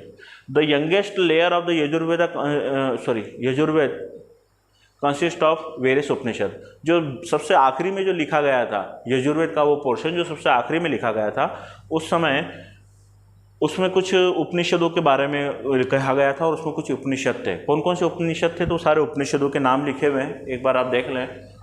ये है वेदरायन का उपनिषद, दूसरा है ईशा उपनिषद, ठीक है ना, तीसरा है तृतीय उपनिषद, तृतीया, ये मैंने बीच में देखा था, काथा उपनिषद, श्वेतस्वातरा उपनिषद, और एक है मैत्री उपनिषद, है ना। तो ये सारे उपनिषद है जिनका जिक्र यजुर्वेद में होता था। There are 4 surviving recension of the Krishna Yajurveda. वही रिसेंशन मतलब जो कृष्णा यजुर्वेद था जिसके चीज़ें अरेंज नहीं थी, उसके बाद में 4 वर्जन और आए, नए मॉडिफाइड वर्जन उस किताब के, और उनको क्या बोला गया, तृतीय संहिता, मित्रयानी संहिता, काथा संहिता और कपिस्थला संहिता। तो ये 4 उसके मॉडिफाइड वर्जन आए कृष्ण यजुर्वेद के। इतना क्लियर है, बात क्लियर आ गई होगी इतने समझ में, ठीक है ना। हो गया, आगे देखेंगे। अब यजुर्वेद के बाद आता है अथर्ववेद। अब इसमें क्या है भाई साहब, अथर्व, ठीक है ना, अथर्व। जब आप इसका वीडियो देखें या मेरे कोई और भी वीडियो देखें, तो अगर आपको कुछ ऐसा लगता हो कि अगर अच्छा पढ़ा रहे हो तो आप उसको like and share and subscribe करें। अगर आपको ऐसा लगता हो कि उसमें कुछ और सर आप ये चीज़ कर बता दीजिए, या आपको ऐसा लगता है कि सर ये चीज़ जो है वो डिटेल में बता दीजिए, इसका कुछ और बताइए, कंटेंट और दीजिए हमें, तो आप मुझे जो है जब आप वीडियो देखें तो नीचे जो कमेंट वाला सेक्शन आता है तो उसमें आप कमेंट कर दें। कोशिश ये करूँगा कि मैं कि उसको जो चीज़ आपकी समस्या है उसको सॉल्व कर लें, ठीक है ना। तो ये सारी चीज़ें अपनी क्लियर होती जाएगी जैसे करना है। अथर्ववेद क्या है? अथर्ववेद जो है stand for the meaning of tatpurusha compound of Atharvan, ठीक है ना, इन एंशिएंट सेक्ट। सेक्ट का मतलब होता है गुरु, ठीक है ना।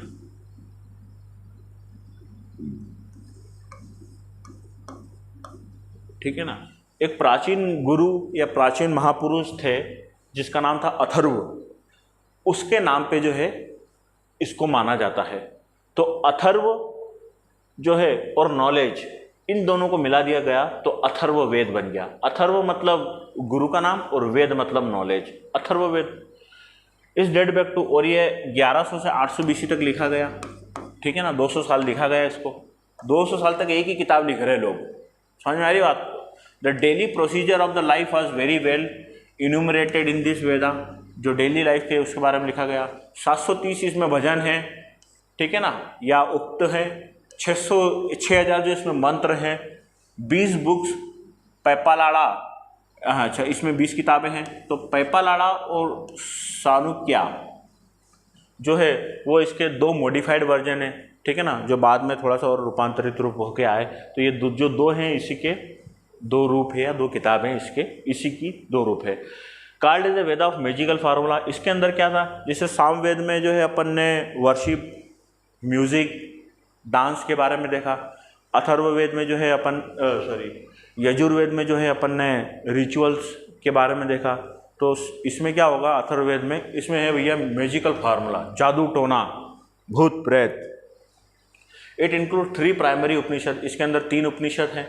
मुंडक उपनिषद, ये बहुत इंपॉर्टेंट है ना, मुंडक उपनिषद आपने सुना भी होगा।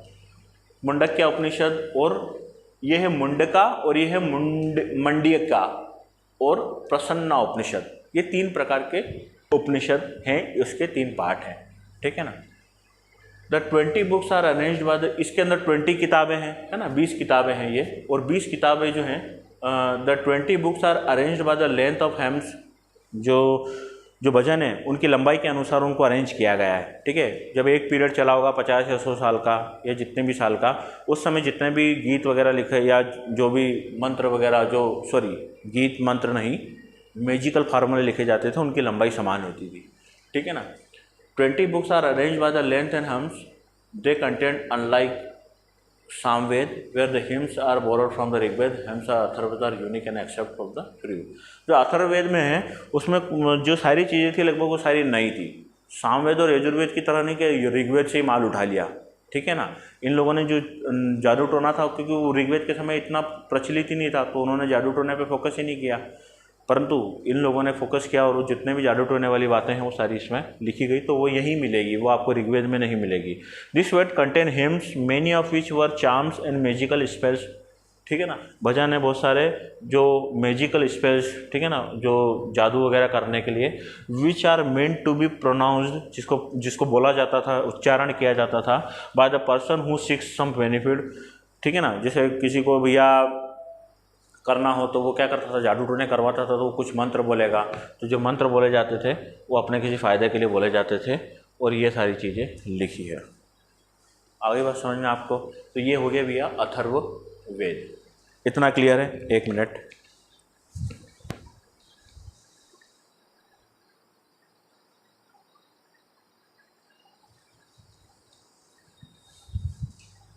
क्लियर है इतना? इसके बाद देखेंगे अपन, हाँ, ये वो जो चीज़ें थी जो मैंने आपको अर्ली वैदिक पीरियड के समय भी मैंने बताया था, और कोशिश करें कि इसको एक बार फिर देख लें। जो ब्राह्मण जो वेद होते हैं, हर वेद को 4 भागों में बांटा जाता था, ठीक है ना। ब्राह्मण, आर्यन वेद, आर्यन ये पोर्शन है, ठीक है, क्योंकि वेद जो है ना वो बहुत सारी किताबों का वो होता है। जैसे मैंने आपको बताया था ऋग्वेद जो है वो 10 चैप्टर या 10 किताबों से बना हुआ है, तो उन 10 को भी इन्होंने 4 भागों में बांट दिया। ये है 4 भाग। बात समझ में आ रही है? तो सबसे पहले देखेंगे ब्राह्मण। ये मैंने आपको उस समय अर्ली वैदिक पीरियड के समय भी डिटेल में लिखा था, ठीक है ना, पर यहाँ पे मैंने इसलिए लिख दिया है क्योंकि ये इसका भी हिस्सा है, इसलिए लिखा गया है, ताकि आपको जो है ये यूँ नहीं हो जाए कि ये उसी का हिस्सा है क्या, ऐसा नहीं हो जाए, ये सब में है, ठीक है। तो ये इसलिए भी मैंने इसमें भी लिख दिया है। अब ब्राह्मण जो थे, वेदों का वो सेक्शन जो ब्राह्मण सेक्शन में, ब्राह्मण वेद में आता था, वो क्या बताता था? The hymns of the Vedas is an orthodox manner, ठीक है। एक मिनट, बात क्लियर है आपकी? Each Veda has several Brahmanas attach to it. हर वेद में जो है बहुत सारे ब्राह्मण्स अटैच होते थे। The most important is Shatapatha Brahmana. Shatapatha ब्राह्मण जो सबसे ज़्यादा इंपॉर्टेंट ब्राह्मण है। ये ब्राह्मण व्यक्ति नहीं है, ब्राह्मण लिटरेचर की बात कर रही, एक किताब है उसको ब्राह्मण बोला जाता था कि ये ब्राह्मण किताब है, ठीक है ना। अगर आप पढ़ेंगे कि हिस्ट्री की किताब है तो उसकी वजह जो वेदों का एक पोर्शन को ब्राह्मण बोला जाता था, ये वो बात चल रही। तो जो मोस्ट इंपॉर्टेंट ब्राह्मण था वो था शतपथ ब्राह्मण, ठीक है ना। और ये अटैच था यजुर्वेद से, which is the most exhaustive and important to all, ठीक है ना। इट रिकमेंडेड 100 सेक्रेड पाथ, और उसमें जो है 100 पाथ की बात की गई थी कि किस प्रकार से क्या होता है। आर्यन क्या होते थे? They called forest book. ब्राह्मणों में किसकी बात की गई? भजनों की बात की गई। आर्यंस में जो थे किसकी? फॉरेस्ट की बात की गई। Mainly written by the hermits living in the jungles, जो लोग जंगलों में रहते थे उनके द्वारा ये किताबें लिखी गई थी, ठीक है ना। और उसके बाद deals with the mysticism and philosophy, इसमें जो है मिस्ट्रीज और फिलोसॉफीज़ की जो रहस्य है और की बात की गई थी। Oppose to sacrifice and emphasise on meditation, इसमें मेडिटेशन को एम्फेसाइज किया गया था। From form of the bridge, और ये ब्रिज बनाता था किसके बीच में? कर्म और ज्ञान। आपके कर्म और ज्ञान के बीच में एक ब्रिज बनाने के लिए एक किताब पढ़ो, आप ये किताब पढ़ो, ठीक है ना, ऐसा बोला जाता था। और ये जो आपके काम करोगे उसका क्या परिणाम होगा और आपको काम करने पे क्या ज्ञान मिलेगा, उसके बारे में इस किताब में पूरा लिखा हुआ था। तो ये जो थी इसको बोलते थे आर्यंस। इसके बाद देखेंगे अपन उपनिषद। उपनिषद भी अपन ने देखे थे। 4 चीज़ें होती थी, संहिता, उपनिषद, आर्यन को ब्राह्मण, ठीक है ना। The word means to sit down near the someone and denote a student sitting near his guru to learn. उपनिषदों में क्या किया गया? उपनिषदों में ये कहा गया कि भैया आप जो है अपने गुरु के पास बैठे हों, चीज़ें ग्रहण करें, यही लिखा हुआ है। It's also called Vedanta. Vedanta भी बोला गया the end of the Vedas, वेदों का जो अंत होता है, जो वेदों का भी जो एंड वाला जो चैप्टर है उसको बोलते थे ये। Firstly because they denote the last phase of the Vedic, because they denote the last phase of the Vedic period, and secondly because they reverse the final aim of the Vedas. हर वेद के एंड में का जो पोर्शन होता था, जिसको अपन कंक्लूडिंग बोलते हैं ना, आखिरी में जो अपन लिखते हैं पीछे पीछे, तो उस वाले को पोर्शन को बोलते थे उपनिषद। और उपनिषद में जितना भी पूरा पढ़ा है आगे वाले पूरी किताब में, उसका सार लिखा रहता था, ठीक है ना।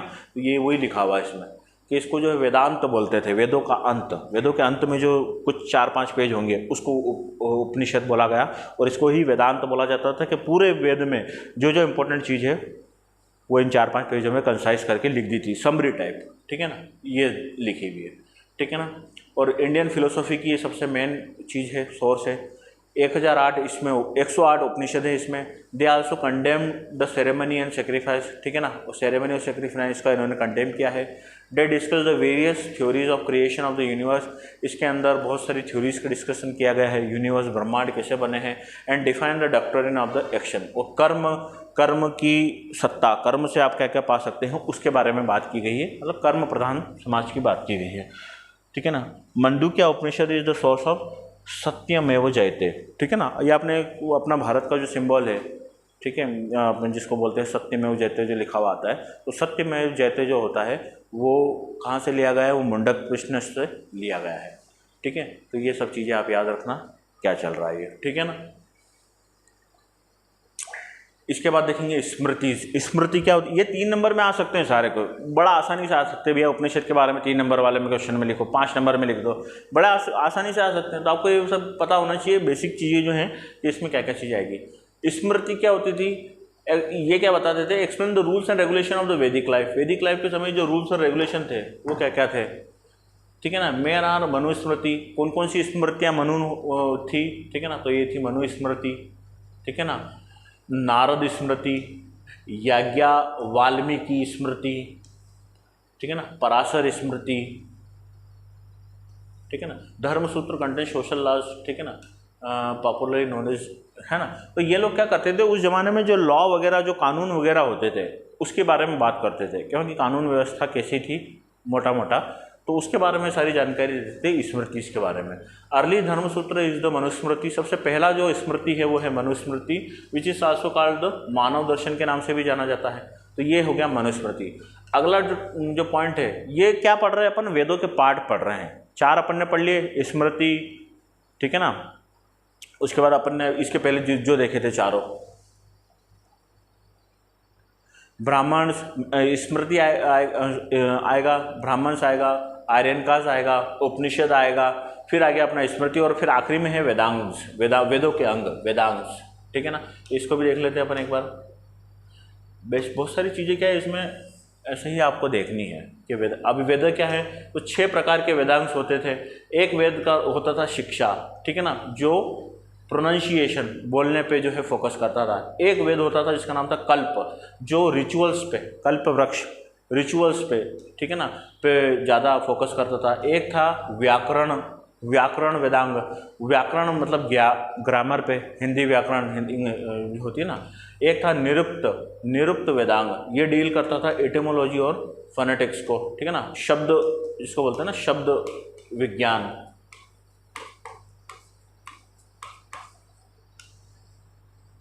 ये एटिमोलॉजी है ना। उसके बाद है एक था चंदा, ठीक है, ये मीटर को डील करता था। और एक था ज्योतिष जो था वो, ज्योतिष जो होता ना, ज्योतिष शास्त्र, वो एस्ट्रोनॉमी को डील करता था। तो ये वेदों के कुछ अंग है, उनको इन 6 भागों में अलग अलग बांटा गया है कि ज्योति मतलब वेदों का एक पार्ट होगा जिसमें जो एस्ट्रोनॉमी को बात की गई, तो उसको भी आप बोल दिया गया कि ज्योतिष का हिस्सा है, ठीक है ना, इस प्रकार से। तो ये आप याद रखें। तो ये जो है अपना जो लेटर वैदिक पीरियड में जितनी भी चीज़ें हैं उसको मैंने कवर किया है।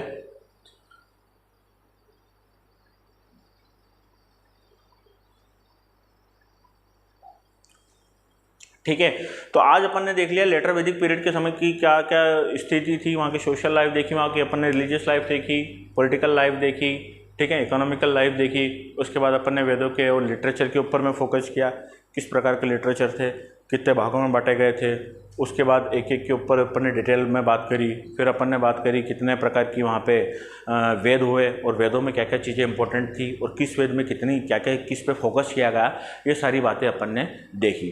ठीक है, तो ये सारी चीज़ें जो है सारी लेटर वैदिक पीरियड में आती है। तो अभी जो है मैंने इंडस वैली आपको पहले करा दिया था, 1 मिनट, इंडस वैली को मैंने इस तरीके से पूरा करा दिया था। वैदिक पीरियड जो ऋग्वैदिक पीरियड था उसमें भी मैंने ये सारी चीज़ें डिस्कस करी थी। अब जो मैं अभी जो अपना जो है लेटर पोस्ट वैदिक पीरियड अभी अपन ये पढ़ रहे थे, और इसमें आपने देखा मैंने सोशल सिस्टम को पूरा कंप्लीट किया है। उसमें मैंने कलर सिस्टम बताया है, कंडीशन ऑफ वुमेन्स बताई है, खाने के बारे में बात करी है, ठीक है ना, और रिलीजियस प्रैक्टिसेस के बारे में अपन ने बात करी। पूरे जो है इसका 11 नंबर का क्वेश्चन आ सकता है, 3 नंबर में भी आ सकता है, 1-1 पॉइंट, 5 नंबर में भी आ सकता है, या पूरा आ सकता है 11 नंबर में, कुछ भी आ सकता है। ये सारे पॉइंट डिस्कस कर लिए अपन ने लेटर वैदिक में। फिर अपन ने इसका देखा पॉलिटिकल सिस्टम वहाँ पे कैसा था, एडमिनिस्ट्रेशन कैसा था, वहाँ का लिटरेचर देखा, अलग अलग प्रकार के वेद देखे, किताबें देखी, है ना, और उसके बाद वार लड़ाइयाँ क्या हुई, ट्रीटी क्या क्या हुई, ये सारी चीज़ें अपन ने देखी थी। फिर इकोनॉमिक्स के बारे में बात करी, जो 13-14 पॉइंट थे उन सब में मैंने आपको कॉइन्स सील्स का, तो कॉइन्स सोने के सिक्कों में होता था, ट्रेड सिस्टम के बारे में देखा, ट्रांसपोर्ट सिस्टम देखा अपन ने, पोर्ट वगैरह, एग्रीकल्चर पूरा डिटेल में देख लिया इनका क्या था, और इंपॉर्टेंट सिटी तो कोई इंपॉर्टेंट नहीं थी। तो इकोनॉमिक्स में वो सारी चीज़ें हो गई। फिर कल्चरल के बारे में देखा, पेंटिंग्स वगैरह कुछ ऐसे मिली हो, म्यूजिक, ठीक है ना, डिटेल में देखा, education system, science and technology, literature जो पूरे 4-5 वेद देखे वो सारा आ गया। तो अपन ने बेसिकली ये जो इस पूरे को पोर्शन को डिटेल में कवर कर लिया, ठीक है ना। तो मैं एक एक टॉपिक को इस तरीके से पढ़ा रहा हूँ, सारी स्लाइडों में आपको ये सारे टॉपिक मिलेंगे, ठीक है। तो ये सारी चीज़ें जो है ना आपको बहुत ज़्यादा हेल्प करेगी, क्योंकि ये टू द पॉइंट है और बिल्कुल एग्जाम ओरिएंटेड है, ठीक है ना। और आपको अगर आप पहली बार पढ़ाई कर रहे हैं तो ये बिल्कुल आप इस तरीके से नोट्स बनाएं इंडिविजुअल, और उसी को आप अच्छे से तैयार करें। और अगर आप ऑलरेडी जो है मैथ्स की तैयारी कर रहे हैं या पहले कर चुके हैं, तो मेरे जो वीडियोस हैं या पीपीटी जो आपको पीडीएफ मिलेगी, उसमें जो जो चीज़ आपको नहीं मिलती है या आपको लगता है कि यार इस तरीके से इसको याद करना आसान होगा, जो मैंने बताई है उसको आप उस तरीके से अपने नोट्स में इम्प्रूव करें, उसको उस तरीके से पढ़ें। ठीक है, तो आज अपन ने लेटर वैदिक पीरियड कंप्लीट कर लिया है, अपन ने 10 टॉपिक कंप्लीट कर लिए हैं। कोशिश करेंगे अब अगला टॉपिक ये करने की, महाजनपद बुद्धिज्म और जैनिज्म में एक टॉपिक अब अगला अपन लेंगे। और जो भी चीज़ मैं पढ़ूंगा उसको पढ़ूंगा मैं ऐसे ही। अब महाजनपद पढ़ूंगा तो भी सारी चीज़ें डिटेल में बताऊंगा, बुद्धिज्म पढ़ूंगा तो भी चीज़ें, सभी चीज़ों को मैं सारी इन पॉइंट पर डिस्कस करूँगा। तो इस प्रकार से अपन आगे बढ़ेंगे। ठीक है ना, तो आप जो है तैयारी करें। अगर वीडियो अच्छा लगता है तो इसको लाइक भी कर दें और कोशिश करें कि ज़्यादा से ज़्यादा लोगों और दोस्तों को जोड़ें। दूसरी बात, अगर नोट्स बनाने का तरीका मैंने आपको बताया है उस तरीके से नोट्स बनाएं, उससे बहुत मेहनत बचेगी और जो समय होगा उसको और अच्छी जगह यूज़ किया जाएगा। ठीक है ना, और जहाँ से आपको लगता है चीज़ें अच्छी है तो आप उसको कंटेंट को अपने यूज़ करें। ठीक है, इसी के साथ अपन आगे वाली क्लास में देखेंगे इसका क्या करेंगे।